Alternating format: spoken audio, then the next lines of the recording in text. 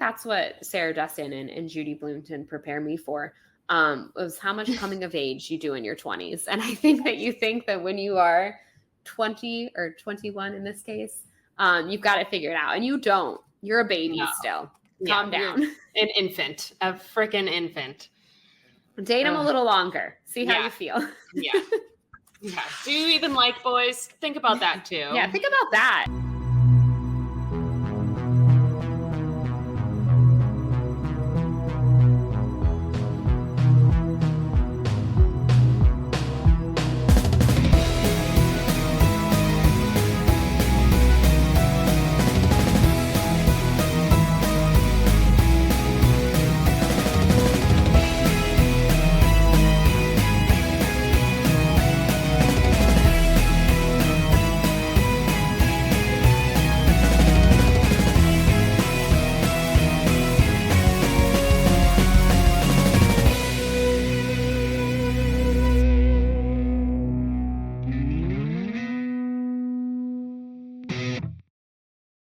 Welcome to Hate Spinnerbait, a Sarah Dessen podcast, where we hate spinnerbait, but we do love a good Volkswagen convertible. I'm Bethany, one of your lovely hosts for this Sarah Dessen book club. Joined with me today is... I'm Mikelanne.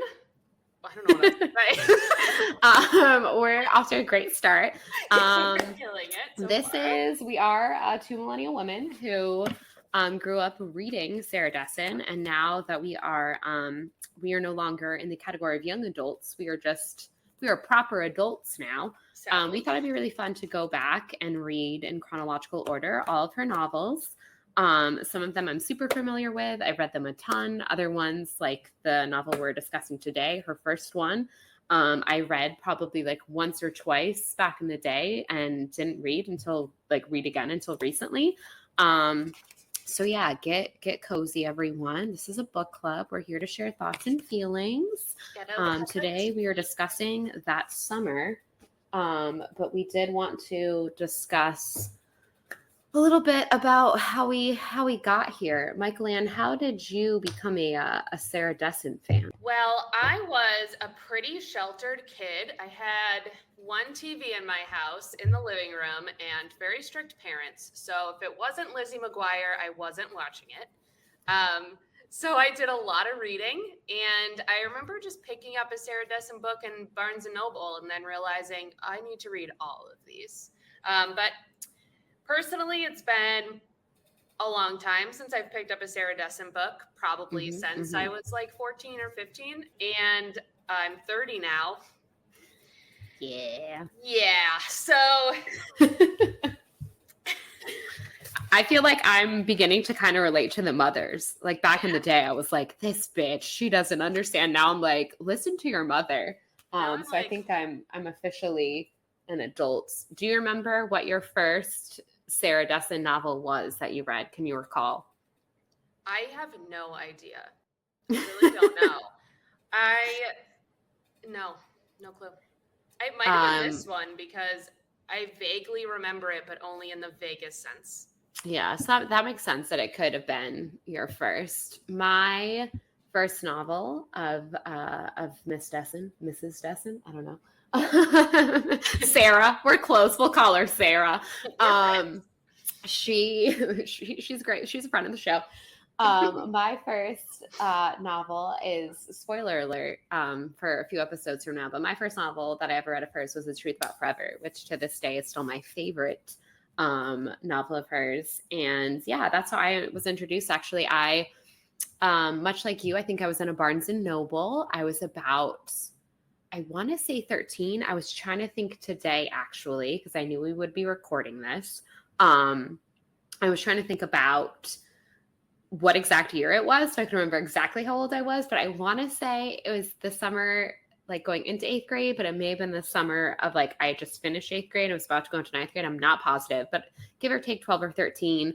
I was on my way. I picked up a book because I always liked having like a book on vacation, and we were going to North Carolina.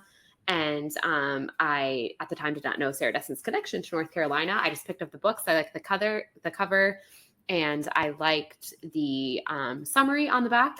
And I actually ignored it like the entire time I was on vacation because I was too busy having fun. And I was like, I'm going to take this book on the beach and I'm going to read it. And then I never did. And so it was actually on like maybe the second to last day of vacation, I finally was like, oh yeah, I like packed this book and I bought it and I haven't read it.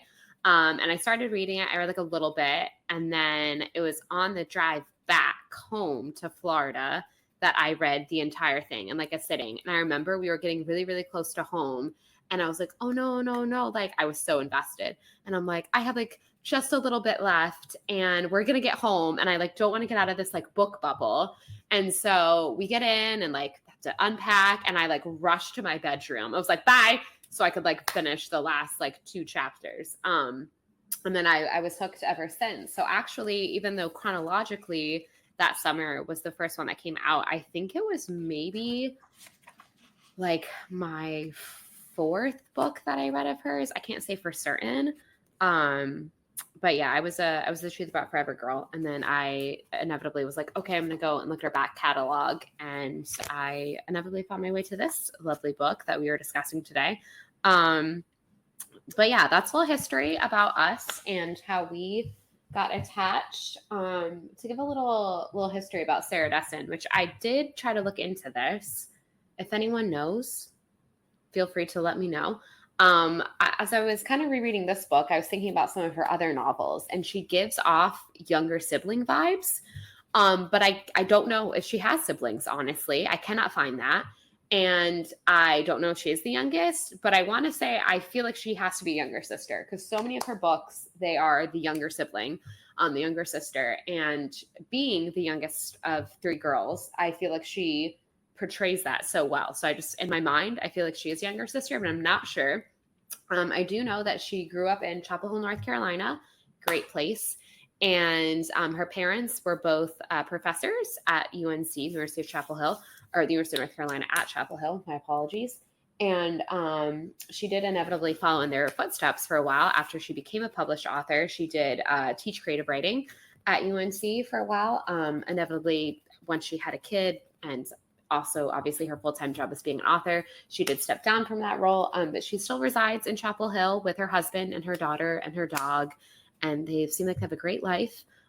She loves UNC basketball a lot. She loves the state of North Carolina. All of her books are basically based in like fictional towns that are like Chapel Hill or like fictional like Carolina Beach towns, which I really like as someone who has spent a lot of time there. But yeah, she basically was working at a place called the Flying Burrito after she graduated college to pay the bills and was writing. And then in 1996, this book was published and it's been history ever since. She's been on the bestseller list for many years. Wow. That is great. I've never been to a Carolina beach myself. It's a good time. I spend, my family and I go to the East Coast of North Carolina every other year. We tend to frequent either Curie or Topsail. I was pronouncing, I'm sorry to anyone who might be listening from the great state of North Carolina. I realized for many years I was mispronouncing Topsail. I thought it was pronounced Topsail because that's how it's like phonetically spelled. And one day we realized after we'd been staying there for years that we'd been pronouncing it wrong all along. So I now have been corrected by true North Carolinians, and I know that it is pronounced Topsail. It's a lovely place, but yeah, we like Wrightsville Beach, Curie, Surf City, Carolina Beach, all that's like very near each other. So if you go about 20, 30 minutes in either direction, you can go in those. So be very Colby-esque, which we'll be getting to in other novels. But I've spent a lot of time in that area, which is very close to Wilmington, North Carolina, which I've also spent a lot of time in. And then I'm very fortunate that I spent a lot of time in like the Raleigh, Durham, Chapel Hill triangle, which is really great because I actually, in my reread of that summer, I read it on the train up to basically visit a friend that lives in Durham, so right by Chapel Hill. And I did go over. I always have my eyes peeled and hope that like one day I'll just run into her out on the streets of Chapel Hill. It has not happened. I've spent I joke around. I have 2 of my good friends went to UNC. So I got them hooked on Sarah Dessen novels because I was like, oh my God, I have this author. And she like teaches there, or she taught there. And if you're going to live, like you have to read her books. So I got them into her novels before they both went to college, and then they became hooked. She does a lot of signings, obviously, in the area. So they have both met her, a few times. And essentially, I joke around that my alma mater is University of Florida, but my honorary alma mater is the University of North Carolina, because I spent a lot of good college memories there as well. Sarah Dessen worked as a server. And there's a lot of good female friendships in Sarah Dessen novels, which we stan. And that's actually how we met. We both worked at a restaurant together in Orlando. And I was pretty certain Mikelanne hated me for a long time, but then I just realized she's from the Northeast, and she just kind of hates everyone until you give her a reason to like her. And then I was like, oh my God, okay, she thinks I'm cool. All right, I'm good. Yeah, a lot of people feel that way about me. I also just have resting bitch face and like chronic social anxiety. So, yeah. And just to give everyone context, the restaurant we worked in wasn't like, someplace you go to with your parents on the weekend. It's like a 2-story. I mean, how many seats are in there? Like 1,500 or something like insane? At least like 900. Yeah. Like a big, like this is not like a mom. This is not where Sarah Dessen was working in like Chapel Hill, North Carolina. Like this is a high volume Orlando touristy, like super crazy. All you servers out there who are used to, like being in the weeds, like you were weeded constantly kind of venue. And there was also like, again, it's not a mom and pop place. So there was like a lot of employees. So it's one of those things that like for the longest time, you wouldn't even know your like, you're like, oh yeah, I like kind of know that person. What's their name? Like you'd have to like look at their name tag to remember who they were. But yeah, I'm trying to think of like.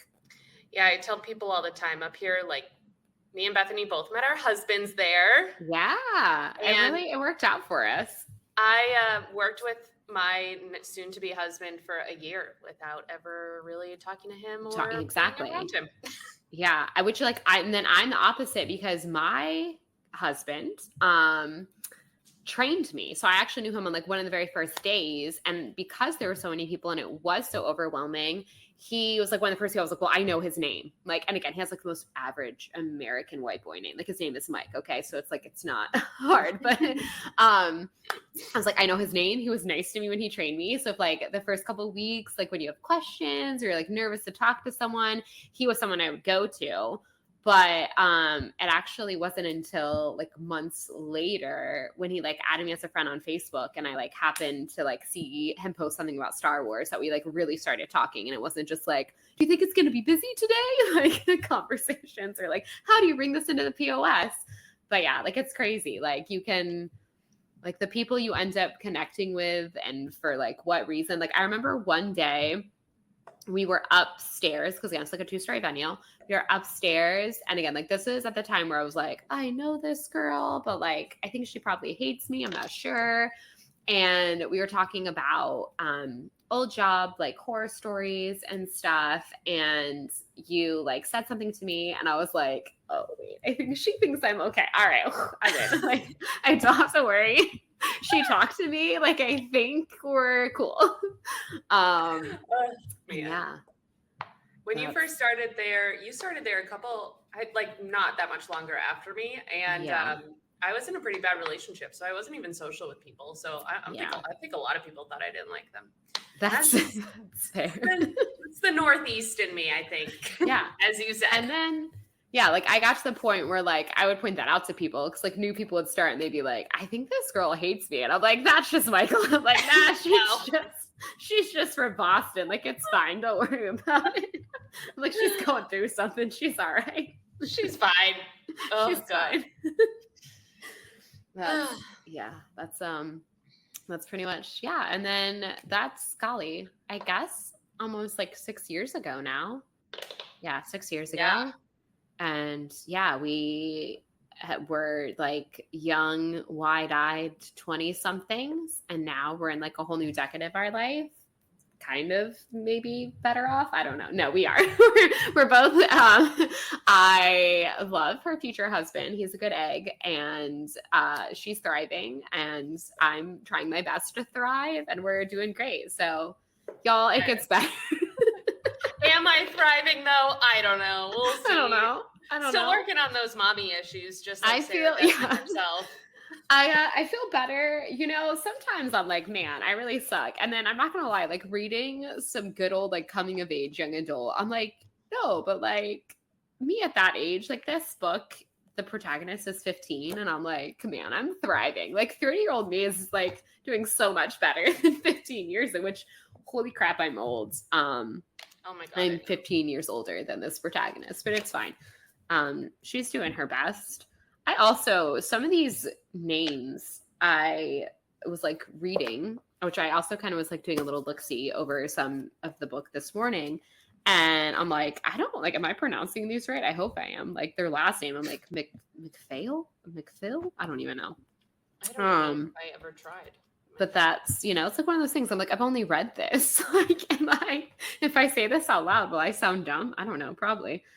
But yeah, it's, you know, let's take a little time machine back. It's 1996. Sarah Dessen too is, you know, she's working that server life and writing this book by day. This book, which actually starts with the poem that it was inspired by. She was inspired by this poem by, forgive me as I look up his name. It's in literally the beginning of the novel. Dane Romaine Powell. I hope I'm pronouncing your name right. If I'm not, I apologize, sir. But it is called At Every Wedding, Someone Stays Home.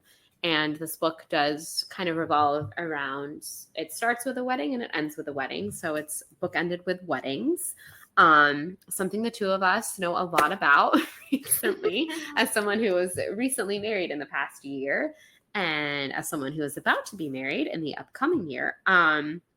Yeah, that's one thing. I think when I first read this novel, I kind of thought her older sister was like a real bitch. And then I was like, you know, I feel for Ashley a little bit more now. Yeah, there was so many sections where it's like, you're obviously supposed to read this like she's being a bitch. And I was like underlining it, like, could not relate more to these feelings. Like, I'm like, you know what, Ashley, your feelings are valid and you're going through a lot. Also, the first time I read this, I was probably like 13, 14 years old. And 21 seems so old and so cool. And I was like, of course she's engaged to be married. And now I'm like, you're a fetus child. Why are you? No. Sure, Lewis is fine, I guess. It's but like it's time. Like we're getting married. Everything's normal. And I'm like, you're 21 years old. Like you just are allowed to legally drink in the United States. Like get out of here, Ashley. Which again, you know, it's 1996, to be clear. So, you know, people were getting married younger back then. But yeah, as a true millennial who got married like a week before her 30th birthday, and for everyone out there wondering, no, it was not because I was one of those girls who was like, oh my God, I like can't, you know, I have to get married in my 20s. I would have been A-okay getting married 30, 31, 35, 40, honestly. But at any age, but it just happened to be that way because I liked the date and I was like, I could be on my honeymoon for my 30th birthday and that would be fun. And you know what, y'all? It was fun. Yeah, my 30th birthday was lame as hell. Well, no, it wasn't. It was actually really fun. I'm being very rude, but it was just like in Albany, nothing crazy. But oh gosh, I don't even know what I'm gonna do for a honeymoon. Oh my God. That's the part I enjoyed planning. The wedding, there were parts of the wedding I enjoyed, but overall the honeymoon was way more exciting to me. I was like, where can we go? And then, you know, I got married in the middle of a worldwide pandemic, so it limited my options a little bit. But I still went somewhere really cool. We went to Hawaii and we had a really good time. And my birthday was amazing. And my honeymoon / you know, our honeymoon was amazing. But yeah, But it did just so happen that I got married. But yeah, I was like, I got married at 29, basically 30. Because again, I'm going to say 30 because it was a week before my 30th birthday. And this girl is getting married at 21. I will be insane. 31 at my wedding. So I am a full 10 years older than she is. Honestly, thriving. What a great time to get married, I think, at 31.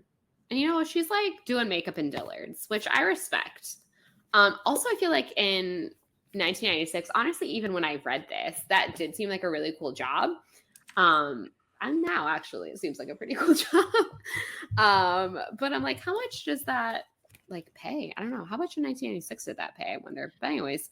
So, actually, speaking of 1996, I thought we'd go through some 1996 facts. Please, hit me with it.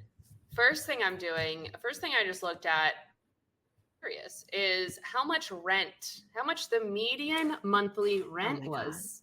And you will how much am I about to be depressed? Oh, very, very. So it looks like we only have stats from 1990 and 1995 on this website anyway. But 1990, $447.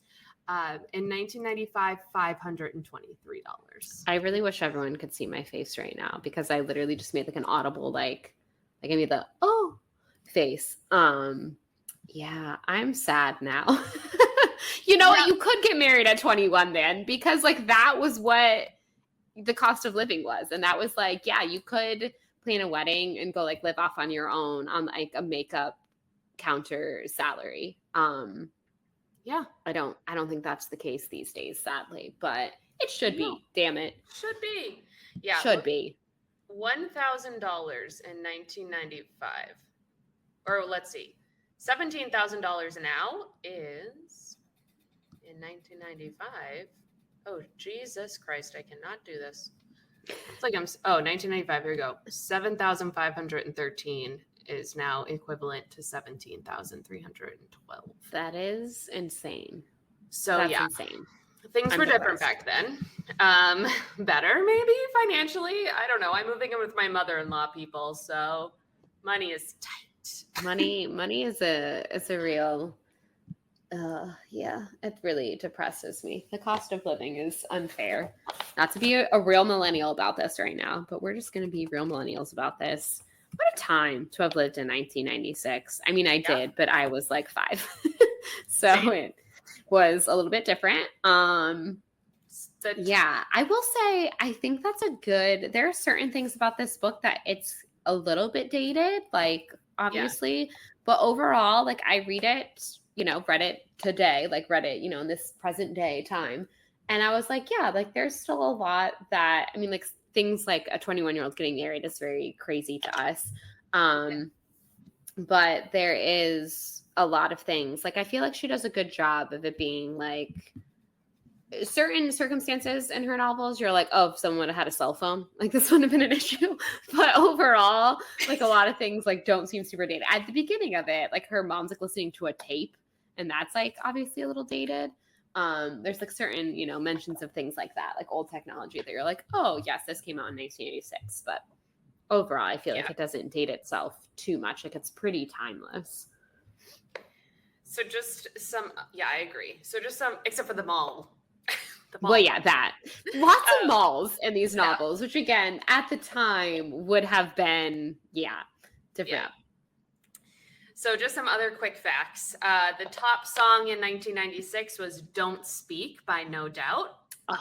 Jam. Hells yeah. It says the most famous person in America was probably Lance Armstrong. So yeah, we have come a long way. We've come a long way. We've had some different opinions since then. Yeah, things have happened. The minimum wage in 1996 was $4.75 per hour. It's still pretty much that. Just kidding. No, it's gone up, but not really. Seriously, like barely. And a big event that happened in 1996 was the passing of Tupac Shakur and John Benet Ramsey. Oh, yes, that was you couldn't go to a grocery store without seeing about John Benet. That's the world that Sarah Dessen was living in when she wrote this novel, just to make that clear, everyone. That's wild. 26. I like that's really also, that makes me feel like I'm not thriving as someone who has not published multiple novels in her 20s. But it's fine. It's fine. We can't all be published at 26. I think that's a good, like, that's a fun fact. Like, the 27 club for musicians. I feel like a lot of coming of age authors get their first book published at 26, and I'm way past that. So Same. Sorry, Mom. I guess I'm not going to be a famous author after all. Me either. Well, it's fine. We're thriving. We are thriving. It's fine. I work in tech now. Don't know why. So, like, you're a big deal. Other fun fact about 1996, not really fun for most people, but for me, when I think of 1996, for me, that's the first year that the Florida Gators won a football national championship. So it was a big deal. So that's my tidbit for everyone. Notable differences about me and Bethany. Bethany grew up in Florida. I grew up in Boston. Bethany likes sports. I couldn't be any less interested. Except for The Bachelor. The Bachelor. These are all very true points. I love a good. I am a big college football girl, so yeah. We might, when we talk about certain years, you might just get to hear some fun facts about the Florida Gators. No one will care but me. Somebody might who's listening. Somebody might. For my mother, who will probably listen and is also a big Gator fan, she'll be like, "Yes, we did win the national championship that year." Shout out to your mom. Hey, Mom. Big shout out to her mom. Speaking of mothers, I'm just gonna briefly flip to we're on the second page of the very first Sarah Dessen novel. Okay, y'all, and this is gonna be a running theme. We're gonna play spot the mommy issues, honestly. Here we go. I found it. I knew that nervous feeling so well, even at 15, the spilling uncontrollability that my mother brought out in me. Literally, that sentence, like, right, that whole paragraph, honestly, is about her kind of relationship with her mother, which I'm impressed, honestly. Debut novel, second page, how in like a sentence you kind of already get what Haven, our protagonist, relationship is with their mother. I think that's a very well done, sentence there, well done line. But yeah, this is going to be a recurring theme in these novels, some very complicated mommy issues, which I live for. And again, very complicated younger sibling vibes. And I just really feel I need to know. Someone out there tell me if you know that Sarah Dessen has older siblings, please let me know. Because I just think she pulls off the younger sibling thing very well. Yeah. But yeah, that's right there. It's a good line. It sets up so well what you're going to kind of get out of their relationship. That whole paragraph, honestly, the whole kind of metaphor she uses with the tether. Yeah, I have that underlined as well. Yeah, that's good stuff right there. That's quality. But yeah, she has a very complicated relationship with everyone kind of in her family. Her, this is the title pretty much sums it up. This is the summer where I think obviously she very much comes of age and kind of realizes that, how she remembers certain things might be with a little bit of a rose tinted glasses on. And she's kind of realizing, the realness of stuff. But yeah, there's definitely some complicated relationships, feelings that she has for her mother, for her father, her new stepmother, her sister. And those all kind of come to light. And I'm just impressed that page 2, like you kind of already, you tagged right on into it. I was actually really impressed by this book because, as I said, I'd read this so long ago, I really didn't remember anything about it. And really what this book is about is, the cover I have has a couple holding each other on the beach in an embrace. And that's not what this book is about. Literally at all. Literally at all. This is a lot of Sarah Dessen's novels are obviously about, summer love, about love. And this book is about love, but it's not about a relationship really, or not in that way, I guess. And I think that's kind of fast. Like it is. And yeah, I'm just kind of amazed again, I think not everyone obviously knows Sarah Dessen, but people that are aware of her products, I think they probably kind of pigeonhole her as that kind of like, oh, she writes about, like, whatever Taylor Swift songs could be put in. It's all about that high school love and whatever. And yes, that is often the case, but I am impressed that her debut novel, like, literally is not really about, like, it's not about like finding a romantic love. And I was thinking about just quickly reading the first sentence because I feel like the first sentence of a book is so important. yes, I'm a big first sentence and a big last sentence person. So the first sentence, technically, if we're not going to count this italicized little thing in the beginning, is the day my father got remarried, my mother was up at 6 a.m. defrosting the refrigerator. And one thing I really like about this book is the observation of the mother's growth, post-divorce and versus the father. I made a lot of notes about that. That we'll get into later on, but I feel like a lot of this story was about divorce more so than anything else. Oh yeah, totally. Yeah, I think this is 100%. At the start of the novel, I think she says it's been about a year and a half ago that like the father came home from the news station. Her father is a sportscaster. He ends up falling in love and basically having an affair with the weather pet or the weather girl. The weather pet is the mother's term for his new wife. And so it's interesting because it starts essentially about a year and a half after this family has kind of been torn apart. But I think the marriage is kind of that like nail in the coffin. And so it's really, I think, like that's what this novel, is about, is everyone in this family officially coming to terms with it. Because again, it's not, the day that your parents sit you down and are like, we're getting a divorce. Like that's not like the day you come to terms with it. That isn't the day. Like that's, you're in shock and whatever. And this novel is really kind of about, what life was like before the divorce and now this very definitive after. And everyone, the mother, both the girls, both daughters, all kind of coming to, even in a certain way, the father kind of coming to terms with the fact that he did split up this family. So yeah, I think literally you kind of set up in that first sentence, like what we're dealing with. His father's getting remarried. The mother is up at 6 a.m. She's defrosting the refrigerator. It's super simple, but it literally sets up, I feel like, so much about what's about to happen and the mother's kind of personality about all of it. And I do feel like in that first chapter, because her mom has essentially been invited by her soon-to-be stepmother to this wedding, which is very weird. And obviously the mother does not feel comfortable about doing it.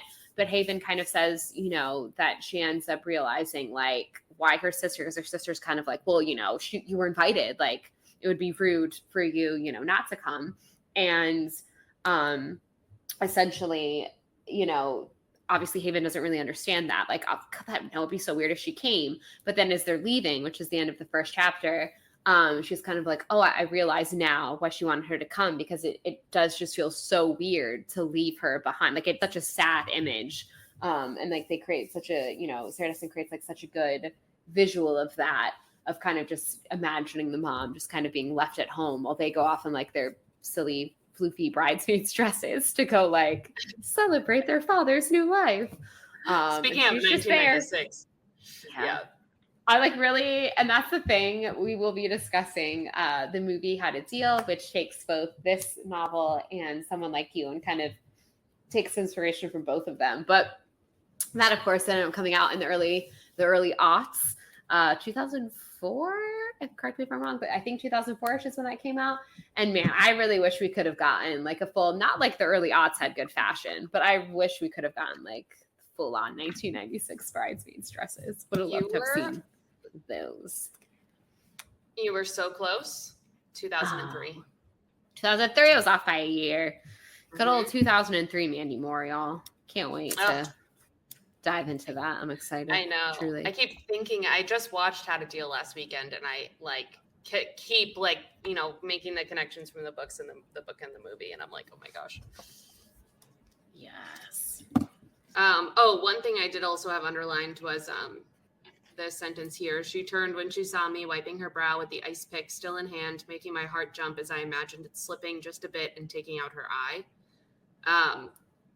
I was a very nervous kid, and I can totally relate to this one moment. It's like you're just constantly terrified they're going to hurt themselves, and then they have something in their hand, and you're like just waiting for it. That was relatable for me.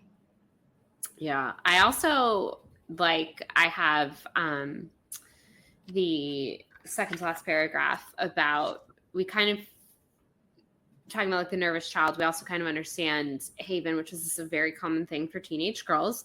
Kind of not very body positive. She's tall, she's awkward, she's, you know, gangly. And there's a lot of discussion of her sister and like how petite she is and how like she feels like she looks good in everything. And Haven doesn't feel like she looks good in everything. And again, I just like how that was set up, I think, very well. And it was set up, and she's kind of talking about a dream. I do feel like in a lot of young adult fiction, which I have read, it's like the girl goes to the mirror, or like she goes to try and close, and like that's how you can kind of like get her description. Like she has this color hair and she feels that she hates herself because like every teen girl does, and they shouldn't, but they do. And I loved this description of like, we don't get a full picture of her, but we kind of understand what she looks like. We kind of understand what Ashley looks like. And I just like the way that it's done. That it's kind of just like, you know, she's so worried about her height that she's been dreaming about it, you know? So you can definitely tell she's a little anxious. She's definitely, I think, yeah, very, very nervous. You know, she's a little awkward, which obviously most teenagers are.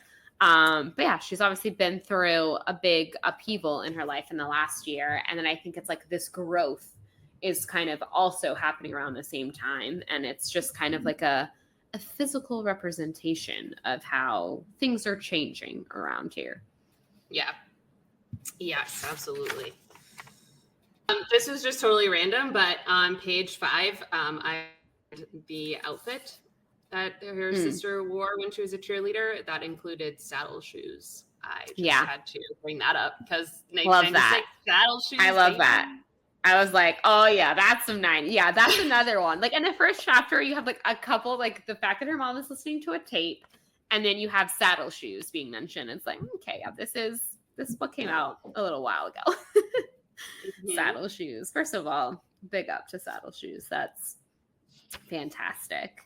I feel like toward the end of the first chapter, obviously more beginning of second chapter, you get our first introduction to the weather pet, Lorna, the soon-to-be stepmom, and then is stepmom throughout the duration here. I really like, like obviously there's a little bit of making fun of her, I feel like, and the fact that she is, like it's mentioned numerous times, she's clearly a lot younger, and, you know, she's only 5 years older than, you know, Ashley. And I feel like she's a bit naive and whatnot, but I like that it isn't like, because she's the other woman, I think it would have been easy to just like completely dismiss her. And I like the fact that like you still kind of feel for her and like her, even if she is maybe not the brightest bulb in the bunch, but I kind of like, I think she's an interesting character. I find that the father deciding to marry a 26-year-old to be slightly disturbing. And I don't know if that was disturbing in 1996, but it is disturbing to me now because I'm like, maybe go to therapy instead of marrying a 26-year-old. I feel like it was probably frowned upon, but like not completely unexpected. Like it's the whole kind of trophy wife trope sort of thing. So it's like, oh, you know, and obviously Haven obviously has some kind of feelings about it. But yeah, I don't feel like now we'd be like, you're marrying, like that's like a child bride. I mean, it isn't legally that person would be an adult, but it's like one step away from marrying a child bride. So it's definitely creepy and ooky. My feelings toward the father are kind of, I feel like I can find sympathies for pretty much most characters in this novel to at least a certain extent. And then there's the father, and I'm like, I don't know, dude. Like, you married a 26-year-old. I don't know. Well, yeah, it's like really. And on page 8, they mentioned that the father and the weather pet were allowed to get married in a church. And I find that extremely interesting. As a I think it's like a Baptist church, isn't it? Is it specifically stated? I don't think so. Or if it is. But yeah, it's a church and there's a minister. And I find that like very and also like kind of shocking because, and I know obviously some religions kind of, and now for sure, like all religions are pretty okay with divorce, but like, I don't know, 96, like that's still like, he had an affair with this person and she's 26 and they're getting married in a church.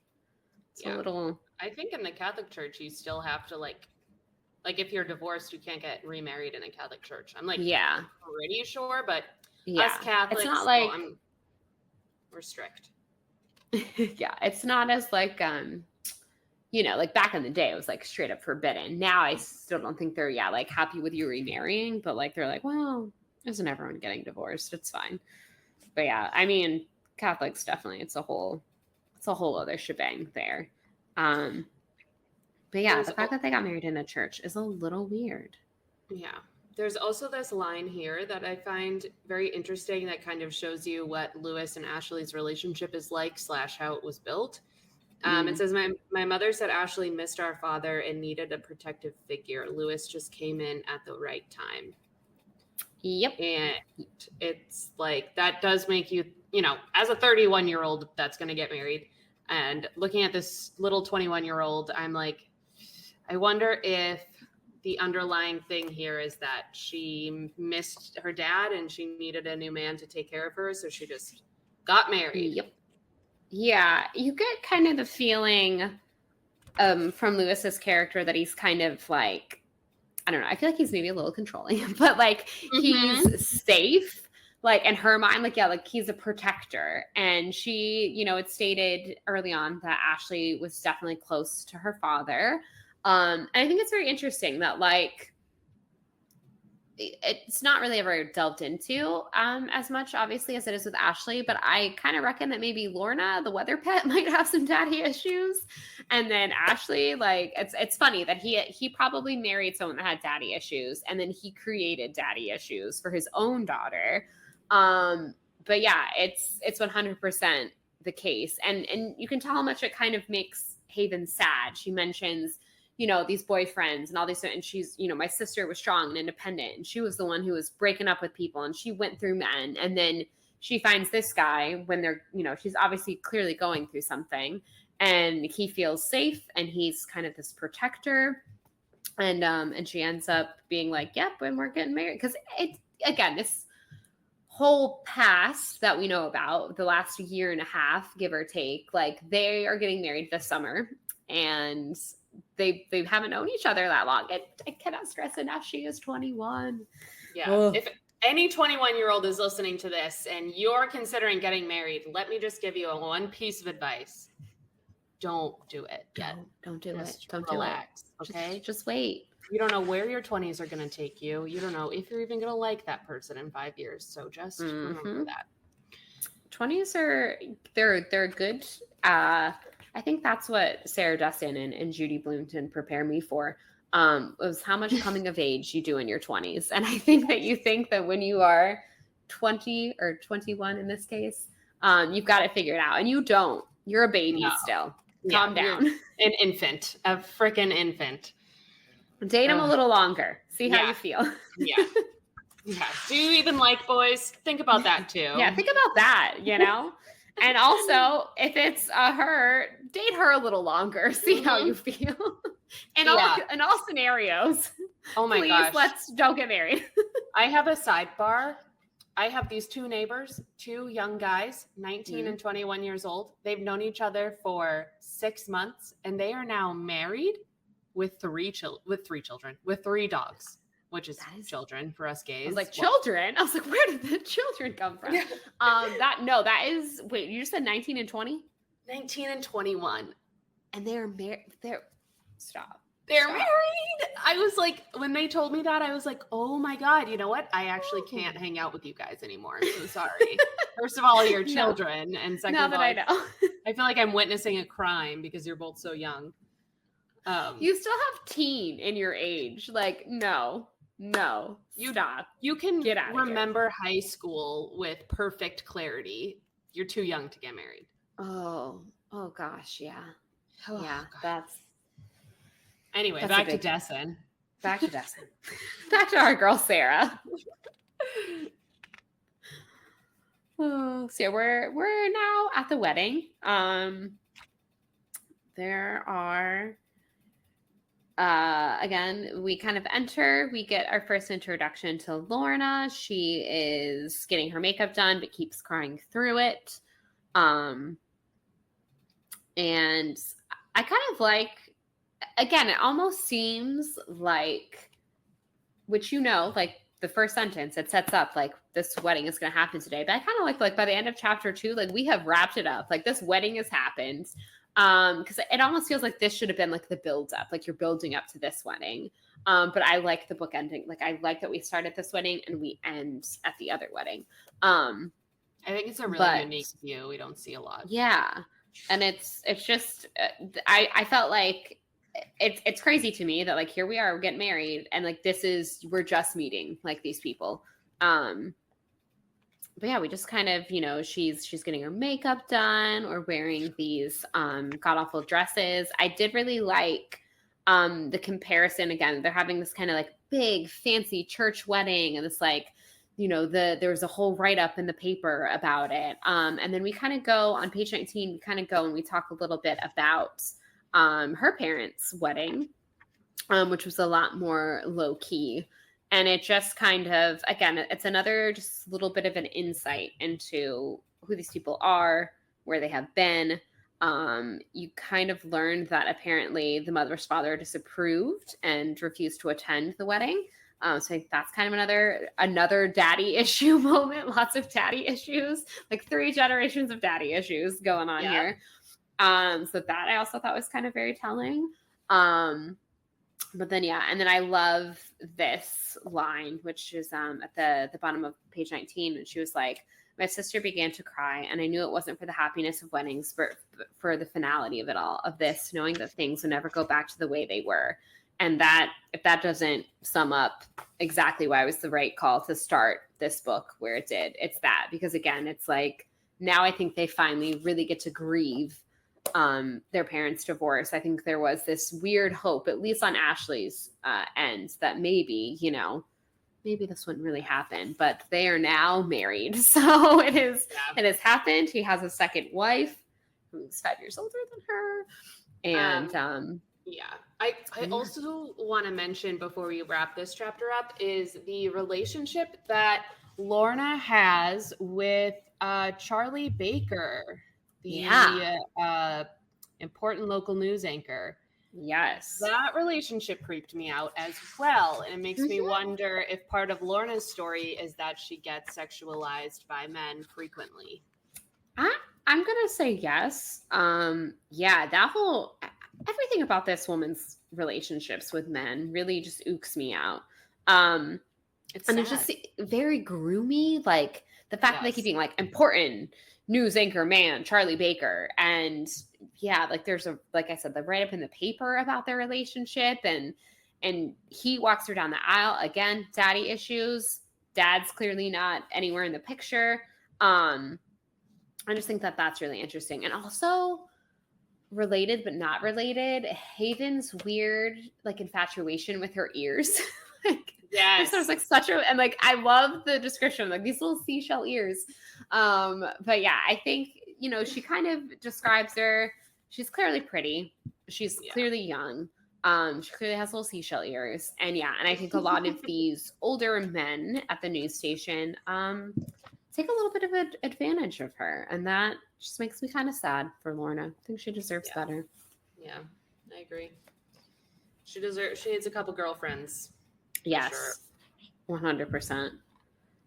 So that takes us to the end of chapter 1, the first 20 pages done.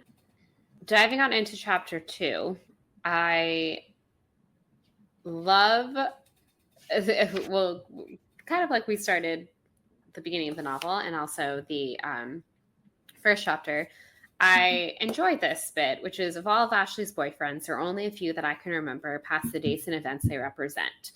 And I think that's very interesting. Again, super younger sibling vibes. And a good part of this story is kind of this infatuation that Haven has with one of Ashley's exes. And I will say, as someone who was a younger sibling, there are definitely boyfriends that I liked more and that I liked less of my sisters. And I just felt like this was done very well. Like kind of like some of them you're like, oh yeah, that person. There's other ones you're like, to this day I have like fond memories. Like my sisters were both happily married, and obviously I love my brother-in-laws, and they were meant to be with the person they were meant to be with. Yeah, like to this day, there's like certain boyfriends I'm like, oh, like have like fun. I'm like, hope they're doing well wherever they are. Like have fun. And the other people, I'm like, I hope they rot in hell. And so I just loved kind of this little, she touches on it a little bit in chapter 1, the boyfriends and, the string of boyfriends she had and the dating the, captain of the football team and all that kind of stuff. But we get to meet, obviously, a little bit of a manic pixie dream boy here. I wrote the same thing. I was like, oh, he's a manic pixie dream boy. 100% he is. 100%. So we get to meet Sumner Lee, which I'm not going to lie, I forgot that he had an Alabama accent until I reread this recently. I was like, oh, I didn't realize he was like from Alabama. And then when I reread it a few weeks back, I was like, oh, that's never, I don't know, in my mind, it's not how I was picturing him. So that kind of changed my trajectory of how he was going a little bit.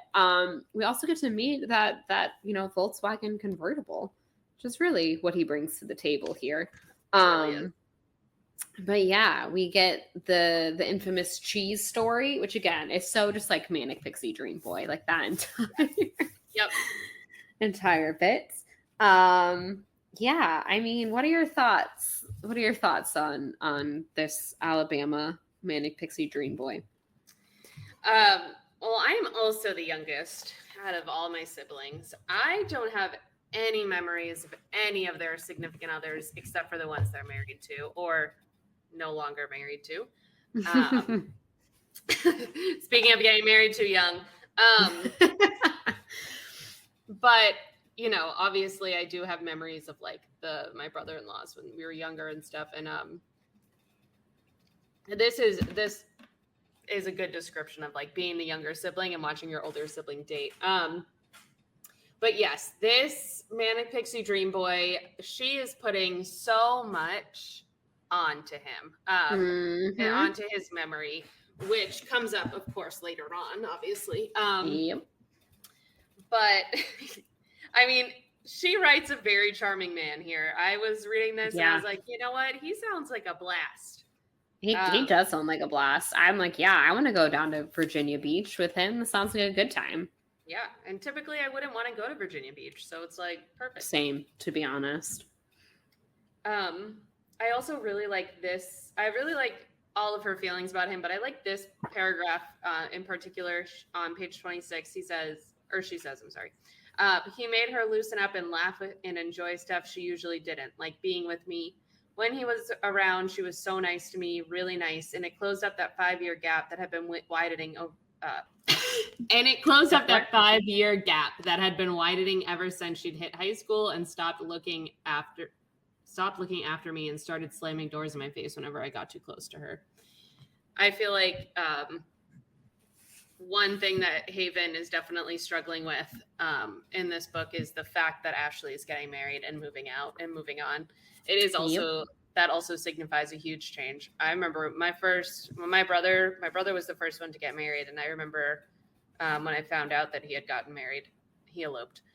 I remember being really sad and just like, I was 12, I think, when he got married, and maybe 11. And yeah, I remember being like, wow, the dynamic just changed so quickly on me, and I wasn't even anticipating it. And it's nice that she at one point had this boyfriend that brought them closer together. And that's definitely an added level of this. The reason why Haven can't let him go. Oh yeah, for sure. And I think that's some of it is like this weird kind of like I said, kind of rose-tinted glasses version she has of him in her head. But I think a lot of it is because of the relationship that she had with her sister at the time. Like that's the real key to all of this. And I loved when she's talking about that, like the 5-year gap that had been winding. Cause like there are certain times that's the exact amount of gap that I have between me and my eldest sister. And there are certain times that 5 years feels like nothing. Like now it feels like nothing. Like now that we're adults. And I mean, she's like in a very different part in her life because like she has children and I don't. So like that part I still can't relate to, like certain things that she goes through. But I feel like there's a lot, like when we talk to each other that like we're on the same page about, you know, because like 5 years doesn't seem like that much. And when we were super little, like she talks about how Haven talks about how her and Ashley had like, you know, basically they play with Barbies or whatever. Like when you're little, that 5-year age gap doesn't feel like that much. And that's exactly like I played Barbies with my sisters. And then at a certain point, you're the only one who wants to play Barbies anymore because that 5-year age gap widens and your eldest sister and even my other sister were kind of past that phase in their life, which is how it's meant to be. But when you're the youngest sister, that's a very hard thing to grapple with. And I think, what I loved about this chapter and her, you know, kind of memories of Sumner and whatever, and her memories with Sumner and Ashley is those are exactly the boyfriends that I liked too. Like when I got to come along to things, when they showed an interest in me as well and like talked to me and they weren't just like, hey, and then like went to like, you know, basically slam the door to go like hang out in my sister's room like without me. But it was like, hey, do you want to go to the mall with us or whatever? Again, this was the early 2000s, y'all. There was this thing called malls for all you children, for all you Gen Zers out there. We used to go to them sometimes.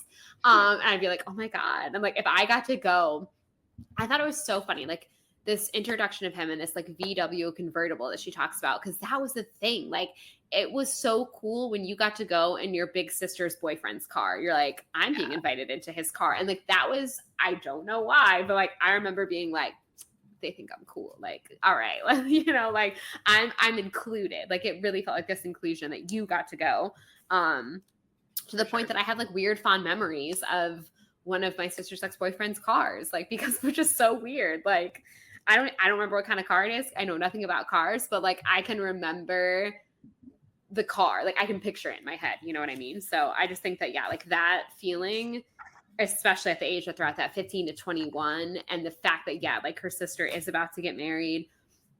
And it is like, I feel like any big life event with my sisters, like I kind of felt a little bit like that, particularly because Megan being the eldest, she not like necessarily the eldest child gets married first. So we actually did get married in age order in my family. And so when Megan got married, like it was super exciting. And I was like, oh, I'm a bridesmaid and whatever. But like there's like a little tinge of sadness to it because it's like, oh, our family isn't our family anymore. Like she's going to take a new name and she's going to build this family with him. And like, we're never going to be the Curl Girls anymore. And like, that's kind of sad. And even like when my middle sister ended up being the first one to have a kid, and I was super, super stoked because I would like, oh my God, I'm obsessed with all my nieces and nephews, like so much. Same. But I remember I was at work. I was working at Applebee's in Gainesville, Florida. Boop, boop. And the picture came in and he was like perfect. Like he was like this perfect little angel baby because like, you know, obviously, like it's your nephew. So of course you love them. But I just went into the bathroom and I burst into tears because it was just like all these overwhelming feelings. Like, oh my God, like my sister is a real adult with a baby. Like she has her own family now. Like we are not our family anymore, you know? And I think that's like 100% what Haven is grappling with. And I was much older. Like I was, I think, in my early 20s. Yeah. How old was I how old is Luke? Anyway, so I was like in my 20s and that was a struggle for me. So I cannot imagine being 15 and like grappling with like, oh, my sister is like abandoning me. I mean, she isn't obviously, but like, that's like kind of how she feels, you know? So chapter 2, we're getting deep, y'all. I was in my sisters are 15 and 13 years older than me. Mm-hmm. So they're like, we never had a time where we were close. You know, we never had like, we didn't play Barbies because, you know, my sister was 15 by the time I was. Yeah, like they were like way past that stage. Yeah, like I barely lived with my oldest sister, to be honest. Oh yeah. So when they had kids, so my first niece, my brother was the first one to have a kid. I was 13, and yeah, I remember so my first brother got married when I was I want to say 11. I don't know. And then my niece was born to my other brother when I was 13. So it was lots of big things happening when you're 13. And yeah, I remember kind of having the same feeling. It's well, actually, to be honest, I think it's different when your brother has a baby versus you don't have any brothers. No. So I think it's a different dynamic when a brother has a baby versus because I remember when my niece was born, she's almost 18. Insane. Oh my God. But anyway, when that little cherub was born, I was just so overwhelmed with love, and it was the coolest feeling ever. And to do that when you're 13 was just oh my gosh, this is the best. Yeah, but then I feel I wonder, I feel it would be, it shouldn't be, but I feel it would be different if I had a brother and he had a kid than my sisters. I don't know. It's it's just a different dynamic. It's yeah. Plus he had a girl, so it was kind of oh, one of us, right. But yeah, now they're all married, and they all have kids now, and yeah, it's a totally different vibe. You're not this one unit anymore. You're all broken up into your own units. Yeah, all these little baby units. Yeah, even myself getting married, I was very excited, but a little weirdly melancholy, because I was I'm not you feel you're abandoning your family, and you're not. You're just growing your family, but you feel a little bit you're abandoning your family. I know. It makes you feel weird. I'm having the hardest time with the idea that my initials are going to change. Yeah. I can't deal with it. I'm it's strange, which obviously also I wanted to change my name. I didn't have to, y'all do what you want to do. But yeah, that was something I very much wanted to do, but it was weird. It's just very yeah, I forget what my name is sometimes. It's it's a weird identity crisis. It is. Who am I? Yeah, I know. I'd like a book from Ashley's point of view, to be honest. Yes, Sarah Dessen. If you're listening, I'm sure you are. You're a friend of the show. Yeah, our good friend Sarah. Retrospect. I think that would be really fascinating. Which kind of she's sort of delved into a little bit in other novels, kind of seeing things from other people's points of views. And I would love, because again, I really don't remember relating to Ashley that much back in the day when I read this, and now I really I vibe with her. I vibe with her a lot more than I used to. Definitely. Anyway, back to chapter 2. There's one line I kind of had a hard time understanding exactly what the father is like as a person, because every single description I hear of him, I find him to be a sleazy shitbag, to be honest. I don't know if we're going to curse on this podcast, but shitbag say. And one line that here, it's "We'll be glad to have you in the family," my father said with his smooth drinking tongue. And I'm yikes. Yeah. What is going on with this guy? He is just not. Yeah, he's not very likable. He's not very. And then they talk, earlier about he's grown out his hair. He just is 100% going through a midlife crisis. And instead of marrying a 26-year-old, like you said, he should have gone to therapy. If you take anything away from this first episode of this podcast, everyone, please let it be, don't get married too young. And instead of making terrible, rash decisions, look into therapy things. Also, if you have a younger sister, invite her out with you and your boyfriend. Yeah, it means a lot. Years later, when she is a grown adult woman, she clearly will still have fond memories of it. Yes, literally. I used to call my sister and her now husband Nick Lachey and Jessica Simpson before the divorce. But yeah, clearly. And I really thought that they like were that cool. I was like, you guys are that cool and that good looking. I had like sometimes I think, because now that my eldest sister's been married for a decade, that's crazy. I look back to like the dating days of her and like my brother-in-law, and it's just like really funny. Like the things, like we had like this like little nickname for him, like little thing, and it's just like, oh, how weird. Like, but yeah, I have very fond memories of that. So yeah, take your little sister out with you and your boyfriend. Okay, y'all, it's important.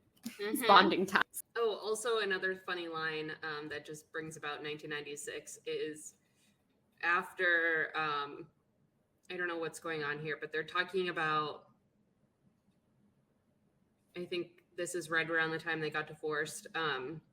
They're talking about when her mom started learning how to garden, and it says that not 2 weekends later, my mother was in the yard with a rented I don't know what the hell that is. Rototiller. Oh yes. A rented rototiller and a stack of books on gardening.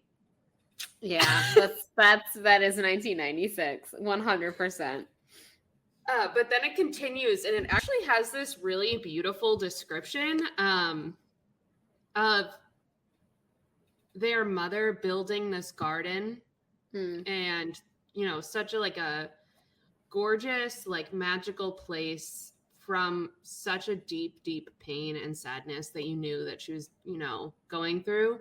For her to create something so beautiful from that is just like, that really stuck with me for the entirety of the reading. I was like, and then it compares the father who just like got his hair done and married some young girl. And I was like, that's a very interesting comparison. Yep. Yeah, I think mom is dealing, with her crisis in a much more healthy garden. Everyone, don't marry a 26-year-old. I think that's the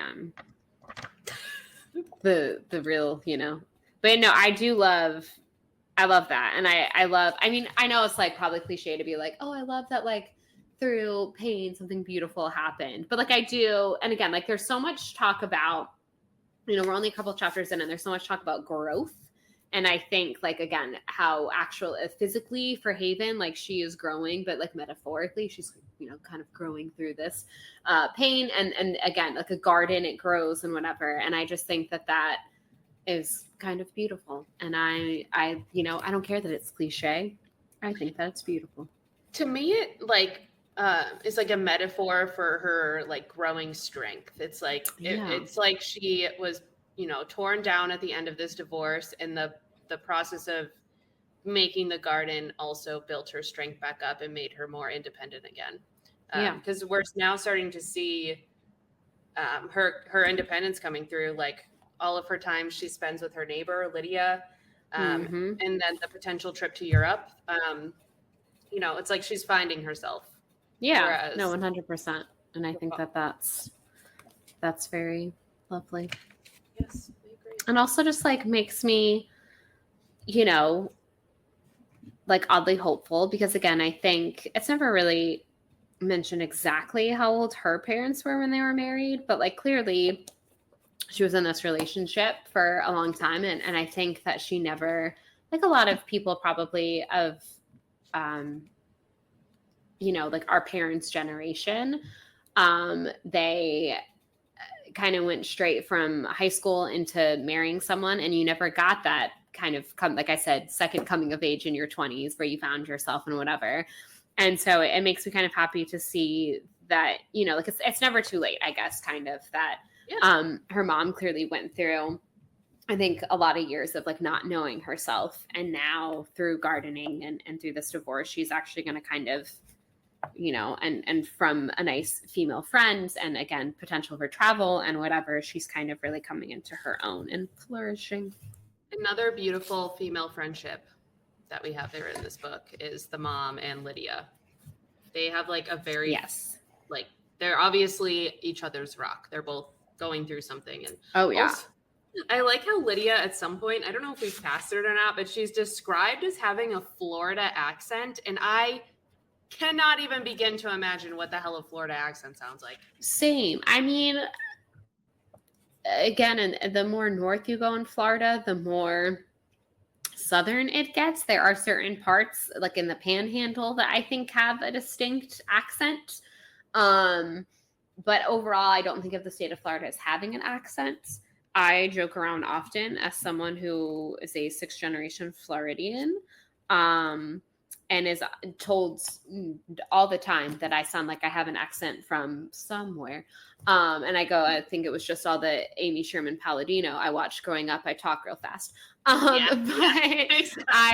I joke around that it's, I think maybe that's the Florida accent. I take a little bit of everyone else's accents into my own.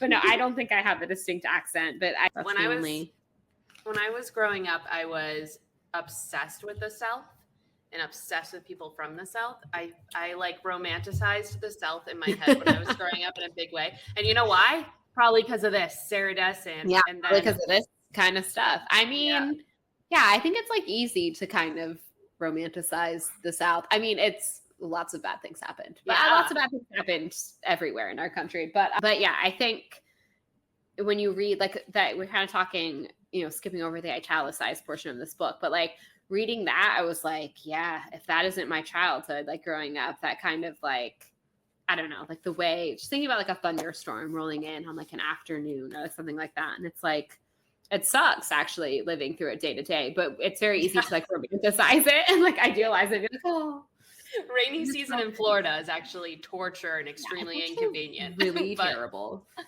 10 out of 10 would not recommend. But when I read stories about it, I'm like, wow, yeah, how poetic, how beautiful. And when you don't think when I was growing up, I didn't know shit about the history of anything really. I knew slavery existed and the South wanted it to continue, but that's pretty much it. Now as an adult, I'm like, okay, yeah, no, the South has some thinking about like plantations and stuff like that. Now you're like, oh, awkward. But back in the day, we would drive through like historic wherever, like in North Carolina or South Carolina, I'd be like, ooh, pretty. And now I'm like, yeah, I'm like, ooh, plantation weddings. And now I'm like, oh my God, plantation weddings. What the hell are you doing? What's wrong?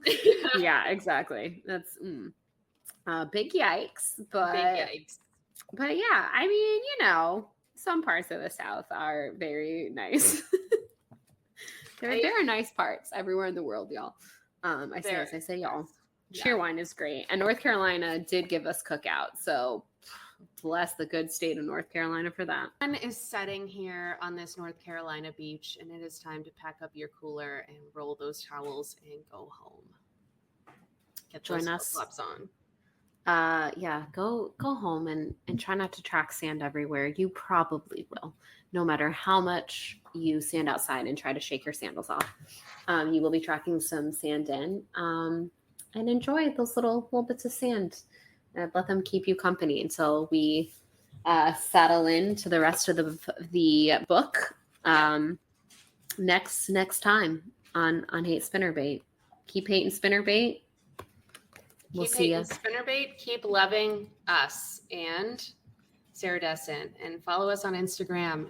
And rate our podcast. Thanks. I feel like that's important. Thanks for listening. Also, thank you.